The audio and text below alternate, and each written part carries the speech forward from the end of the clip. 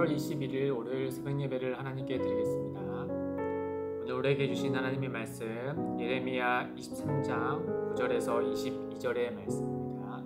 봉독은 16절에서 22절만 읽도록 하겠습니다. 만군의 여호와께서 이와 같이 말씀하시되 너희에게 예언하는 선지자들의 말을 듣지 말라.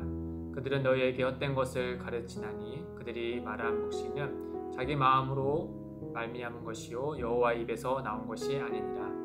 항상 그들이 나를 멸시하는 자에게 이르기를 너희가 평안하리라 여호와의 말씀이니라 하며 또 자기 마음이 완악한 대로 행하는 모든 사람에게 이르기를 재앙이 너희에게 임하지 아니하리라 하였느니라.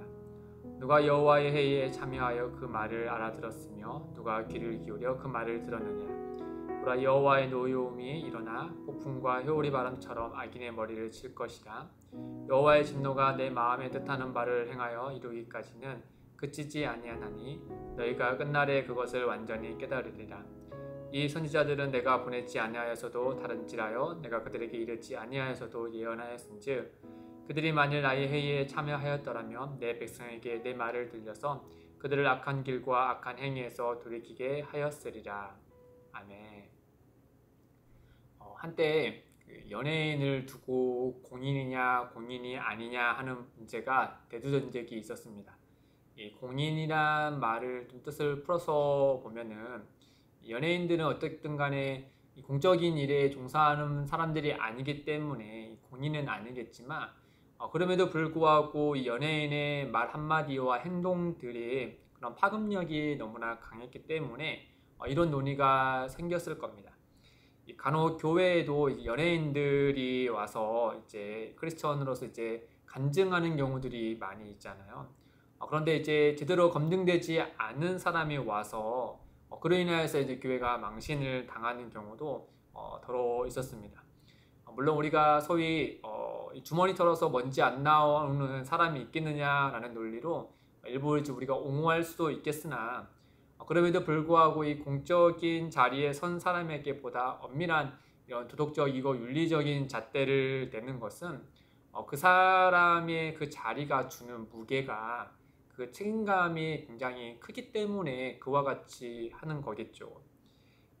야고보 사도가 이렇게 얘기했잖아요. 3장 1절에 내 형제들아 너희는 선생된 우리가 더 큰 심판을 받을 줄 알고 선생이 많이 되지 말라. 그 선생으로서의 그 무게감과 그 책임감에 대해서 우리에게 경고하여 말씀하는 겁니다. 오늘 말씀은 하나님께서 이 선지자와 제사장들을 책망하는 말씀입니다. 크게 이제 두 가지를 책망하는데요. 첫째는 하나님의 말씀이 아닌 것을 하나님의 말씀인 것처럼 둔갑화해서 전했기 때문입니다. 16절에 보면은 만군의 여호와께서 이와 같이 말씀하시되 너희에게 예언하는 선지자들의 말을 듣지 말라. 그들은 너희에게 헛된 것을 가르치나니 그들이 말한 묵시는 자기 마음으로 말미암은 것이요 여호와 입에서 나온 것이 아니니라. 하나님의 말씀을 마땅히 바르게 전해야 될 책임 있는 제사장과 선지자들이 하나님이 주신 그 메시지가 아닌 자기의 사리 사욕에 따른 그런 메시지를 마치 하나님의 메시지인 것처럼 이스라엘 백성들에게 전했다라고 하는 거죠. 조금만 생각해보면은 그들의 이런 사역과 하나님의 메시지가 서로 충돌하는 것을 우리가 알 수 있습니다. 먼저 하나님의 메시지는 뭐였냐? 예레미야를 통하여서 말씀하신 바는 이 백성이 죄악으로 말미암아 이 땅에서 쫓겨나리라, 회개하지 않으면 쫓겨나리라 라고 말씀한 거지 않습니까?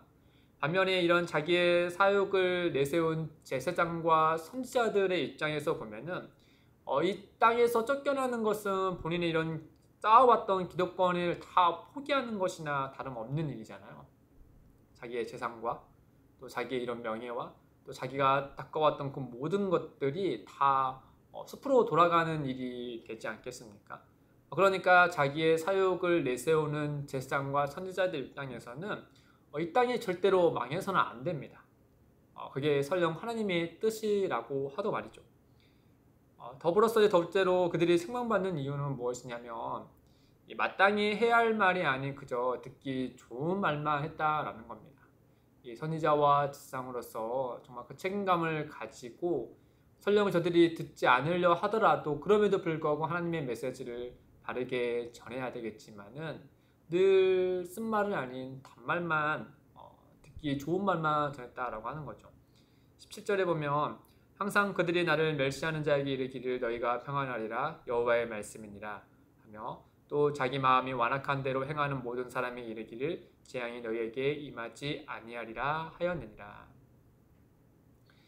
보시면 이 백성들을 묘사할 때 어떻게 묘사하냐면 17절에 나를 멸시하는 자에게 하나님을 멸시하는 자에게다 라고 말하죠.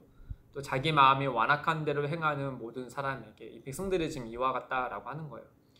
그러면은 하나님을 멸시하고 또 하나님의 뜻이 아닌 자기의 마음이 완악한 대로 행하는 이 백성들에게 참된 선지자와 제사장이라면 어떤 말을 해야 할까요?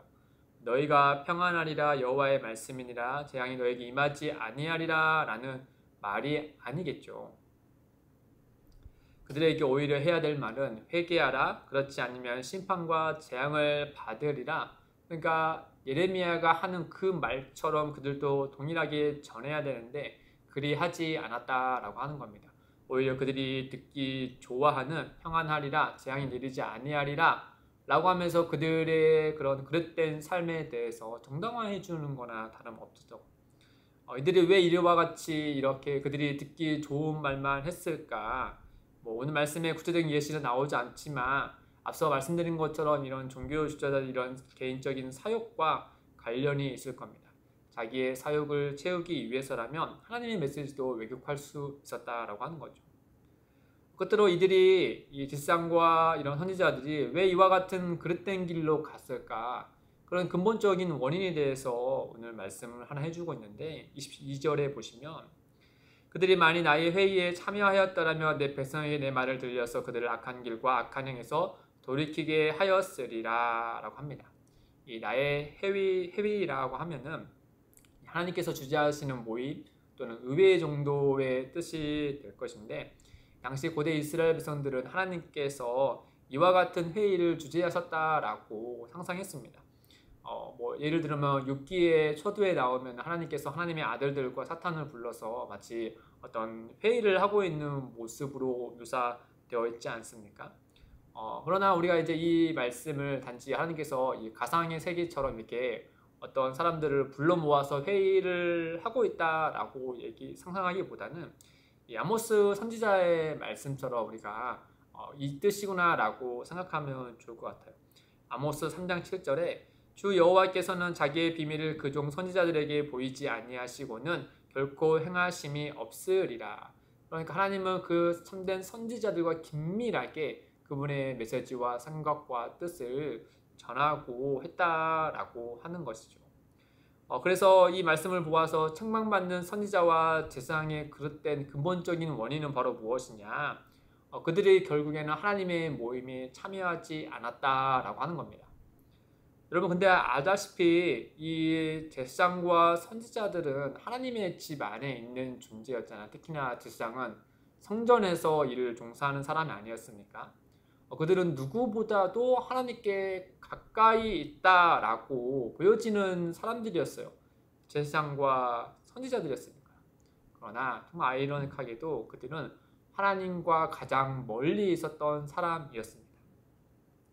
사랑하는 성도 여러분, 오늘 말씀은 오늘을 살아가는 성도인 우리에게 크게 이 두 가지 경각심을 일으킵니다. 첫째는 우리도 모르게 자칫 내 사욕이라는 도마 위에 하나님의 말씀을 요리할 수도 있겠구나라는 점입니다. 당시 선지자와 또 제사장들이 그리 했던 것처럼 말이죠. 둘째는 하나님의 집에 가장 가까이 있는 이들이 어쩌면 하나님의 마음에서 가장 멀어져 있는 사람일 수도 있겠다라는 생각이 듭니다. 우리의 육체가 교회 안에서 가까이 있다 하여서 그걸 인하여서 하나님의 마음에 가까이 있다라고 말할 수 없는 것이죠. 우리는 이 두 가지가 혹여 우리에게 해당되는 것이 아닌지 주의 말씀과 또 하나님의 은혜 아래서 우리 스스로를 한번 살펴봐야 되겠죠. 그리고 정말 우리가 하나님의 집에 있으면서도 하나님께 가장 가까이 있는 사람이고 또 하나님의 말씀을 있는 그대로 믿고 또 그 말씀을 따라서 살아가는 하나님이 기뻐하는 존재로 우리가 나아가야 되겠죠. 그와 같은 은혜가 있기를 주님의 이름으로 소망합니다. 함께 기도하겠습니다. 하나님 아버지, 우리는 하나님의 말씀을 정말 손쉽게 보고 들을 수 있는 환경에서 살아가고 있습니다. 그 점에 있어서 참 감사하고 기쁜 일이지요. 그러나 한편으로 그만큼 우리의 마음이 하나님의 마음에 가까이 있는지, 또 그 들은 말씀대로 우리의 삶이 정직히 살아가고 있는지 의문이 듭니다. 주님, 오늘 말씀의 선지자와 제사장과 같은 이들이 다름 아닌 우리의 모습임을 우리가 생각하고 고개 숙여 회개하게 됩니다. 주님, 우리를 불쌍히 여겨 주십시오. 다시는 주님의 마음을 따라 참되게 살아가는 성도가 될 수 있도록 주의 영이 우리와 함께하여 주옵소서. 감사하며 예수님의 이름으로 기도드립니다. 아멘. 오늘도 두 가지의 기도 제목을 두고 기도하겠습니다. 첫째, 하나님의 말씀을 정직하게 우리의 마음에 받게 하시고 겸손하게 주님의 뜻을 따르는 성도가 되게 하옵소서. 둘째, 기쁨이 되는 교회가 언제나 주님의 마음에 가까이 있게 하셔서 하나님의 뜻을 진실하게 전파하게 하옵소서. 이를 위해 함께 기도하며 나아가겠습니다.